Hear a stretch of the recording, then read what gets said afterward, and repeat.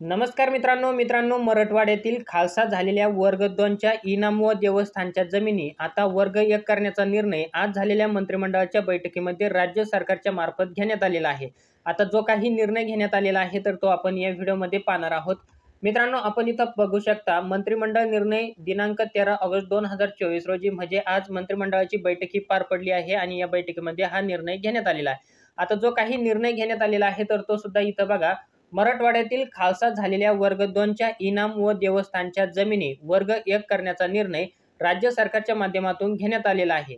आता हैदराबाद अतियात अनुदान चौकशी अधिनियम 1952च्या कलम 6 मध्ये दुरुस्ती करून काही प्रमाणात जमीन हस्तांतरण योग्य करण्याचे देखील निर्णय या ठिकाणी घेण्यात आलेला आहे। आता यामध्ये मराठवाडा विभागाच्या 8ही जिल्ह्यात 42,710.31 हेक्टर जमीन ही अतियात अनुदान किंवा खिदमतशाह इनाम जमिनी देवस्थानच्या देखभालासाठी दिलेल्या जमिनी आता 13,803.13 हेक्टर जमीन ही मदतमाश इनाम जमीन वर्ग 1 मध्ये करण्याचा निर्णय घेण्यात आलेला आहे। आता यामधील मराठवाडा विभागातील मदतमाश इनाम जमिनींना हैदराबाद इनाम निर्मूलन व रोख अनुदान अधिनियम 1954 मधील तरतुदी ह्या लागू करण्यात येणार आहे आणि यामध्ये आता ज्या देवस्थानच्या वर्ग 2 मधील इनामी आणि देवस्थानच्या जमिनी आहेत तर आता या वर्ग 1 मध्ये करण्याचा निर्णय आज झालेल्या मंत्रिमंडळाच्या बैठकीमध्ये घेण्यात आलेला आहे।